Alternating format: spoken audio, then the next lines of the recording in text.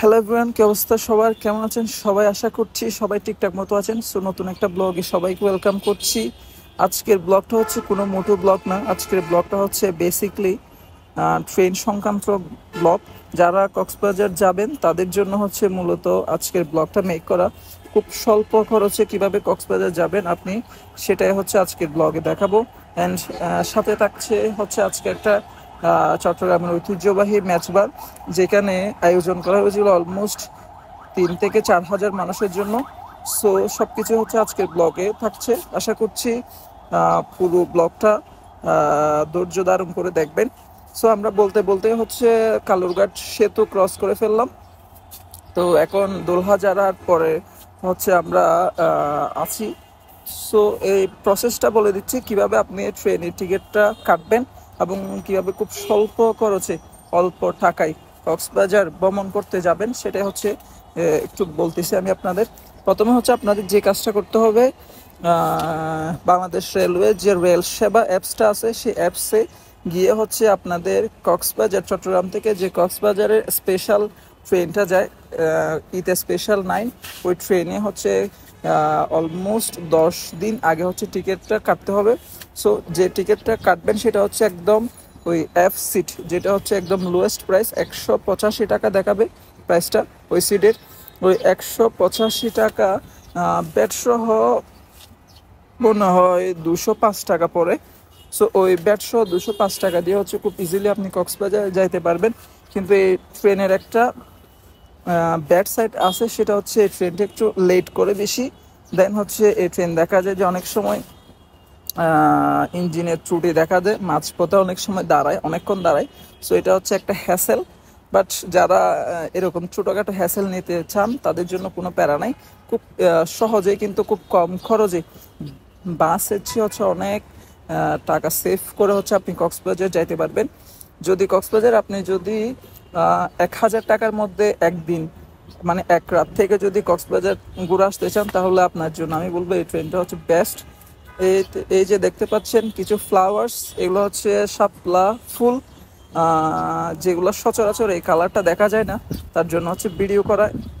এটা হচ্ছে একজন বিক্রেতা নিয়ে আসছিল। সো আমরা বলতে বলতে হচ্ছে কক্সবাজার চলে আসছি।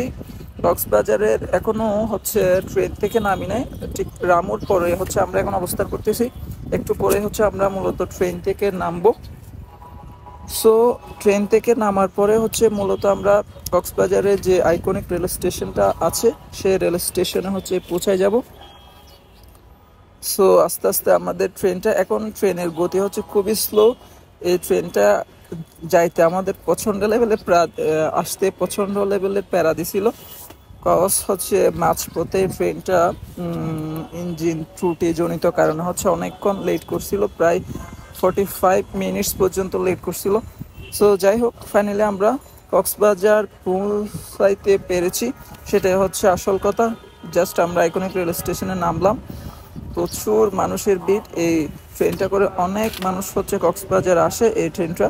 সো পাশে একটা ট্রেন দেখা যাচ্ছে, এটা হচ্ছে ঢাকার উদ্দেশ্যে রওনা দিবে কক্সবাজার থেকে। সো আমরা এখানে এই ট্রেন স্টেশনে কিছুক্ষণ ছিলাম, দেন হচ্ছে আমরা এই সোজা দিয়ে হেঁটে হচ্ছে মূলত আমাদের বাড়ি, ওইখানে বাড়িতে চলে গেছিলাম। এরপর এখন দেখতে পাচ্ছেন ম্যাচবানের যে ফুটেজ, সেগুলো হচ্ছে এখন দেখতে পাচ্ছেন। এটা হচ্ছে ম্যাচবানের আগের রাতে হচ্ছে একটা ছোট্ট মাহফিলের আয়োজন করা হয়েছিল। ম্যাচবানটা ছিল হচ্ছে আমার নানুর, আর হচ্ছে আমার নানুর জন্য মূলত হচ্ছে নানা আর নানির জন্য আর কি ম্যাচবানটা করা।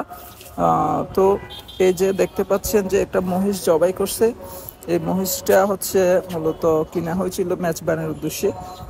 সো এরপর হচ্ছে এটা হচ্ছে মহিষ, এখনো মহিষের প্রসেসিং চলতেছে। এরপরে 2টা সাদা গরু, যেগুলা বার্মিস গরু, সে সাদা গরু নিয়ে আসছিল বিশাল আকার। সো ওই সাদা গরু 2টা হচ্ছে জবাই করা হয়েছিল। সাথে হচ্ছে প্রায় 15 থেকে 20টা ছাগল ছিল। ছাগলের ফুটেজগুলো আসলে নেওয়া হয় নাই, আমি আসলে প্রচণ্ড লেভেলের ব্যস্ত ছিলাম। এই যে এখন রান্নাবান্না প্রসেসিংটা চলতেছে। রাতে হচ্ছে মূলত সকল ধরনের রান্নাবান্না সেরে ফেলা হয়েছিল, যেহেতু সকাল সকাল 10টার দিকে মেজবানটা হচ্ছে আরম্ভ করা হয়েছিল। এই মেজবানটা টোটাল চলছিল হচ্ছে বিকাল 4টা পর্যন্ত। ভরপুর খাওয়ানো হয়েছিল মানুষকে, যাতে মানুষ তৃপ্তি সহকারে খেতে পারে। সো এখন দেখতে পাচ্ছেন মাংস প্রসেসিং করতেছে, কসাইরা মাংসগুলা কেটে পিস পিস করে রাখতেছে। প্রসেসিং শেষের পরে হচ্ছে একটা এটা হচ্ছে একটা, ধরেন একটা মহিষ জবাই করছে, ওইটা শেষ করে ওইটা রান্নাতে বসাই দিছে, দেন আরেকটা জবাই করছে, ওইটা শেষ করে ওইটাও রান্নাতে বসাই দিছে। দেন এইভাবে ব্যাক টু ব্যাক হচ্ছে জিনিসগুলো করা হয়েছিল, যাতে একদিকে মাংস কাটা আরেকদিকে রান্নাটা চলমান থাকে। এই যে এখন হচ্ছে ওই বার্মিস যে সাদা গরুগুলো আছে, সেই সাদা গরুগুলো হচ্ছে জবাই করা হচ্ছে, প্রসেসিং করা হচ্ছে। সো জবাই করা শেষ, এখন প্রসেসিংয়ের পালা। সো এখন দিনের বেলা চলে আসছি আমরা, রাতের ফুটেজ অল্প কিছু নিতে পেরেছিলাম দিনের বেলা। এখন হচ্ছে অলমোস্ট অর্ধেক খাওয়ানো শেষ, এরপর হচ্ছে মূলত আমি একটুখানি ফুটেজ নেওয়ার সময় পাইছি।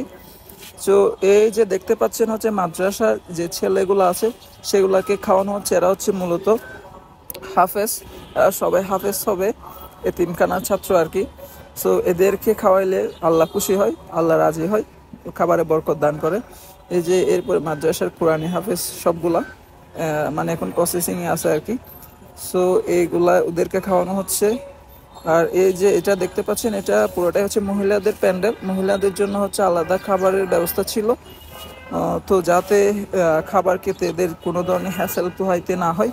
আর এই পাশটা হচ্ছে, এই যে এখন যেটা দেখতে পাচ্ছেন সেটা হচ্ছে পুরুষের প্যান্ডেল ছিল। এই পুরুষের প্যান্ডেলে হচ্ছে মূলত পুরুষদেরকে খাওয়ানো হয়েছিল। সো গ্রামের মানুষ যদি একবেলা তৃপ্তি সহকারে খেতে পারে, সেটাই হচ্ছে হয়তো বউদের খাওয়ানোর উসিলে আল্লাহ যদি কোনো গুণা মাফ করে আর কি। সো এই মেজবান নিয়ে অনেকের অনেক মত, অনেকের ভিন্ন মত আছে। এটা থাকবে, এটা আজীবন আগে অতীতে থেকে আসছে, বর্তমানেও থাকবে, ভবিষ্যতেও থাকবে, এটা নিয়ে কিছু বলার নাই। সো এই যে আমার মামা, এটা হচ্ছে নুননবী মামা, এই যে রান্নার অলমোস্ট শেষ, খাবার অলমোস্ট শেষ। ওকে, এখন হচ্ছে ব্যাক করার পালা। সো আমরা এখন ব্যাক করতেছি চট্টগ্রামের উদ্দেশ্যে। সো ব্যাক করার সময় একটা পেইন খাইছি, সেটা হচ্ছে ট্রেনটা অলমোস্ট 1.5 ঘন্টা লেট করছিল। যাই হোক, ফাইনালি চট্টগ্রামে চলে আসতে পেরেছি, এটাই হচ্ছে আসল কথা। আশা করছি ভিডিওটা আপনাদের ভালো লাগছে। যদি ভিডিওটা ভালো লেগে থাকে তাহলে প্লিজ দিতে হবে একটা লাইক, আর যদি চ্যানেলে নতুন হয়ে থাকেন সেক্ষেত্রে চ্যানেলটা সাবস্ক্রাইব করে পাশে থাকা বেল আইকনে ক্লিক করে দিবেন। দেখা হচ্ছে নতুন কোনো ভিডিওতে। সবাই সুস্থ থাকবেন, ভালো থাকবেন, আল্লাহ হাফেজ।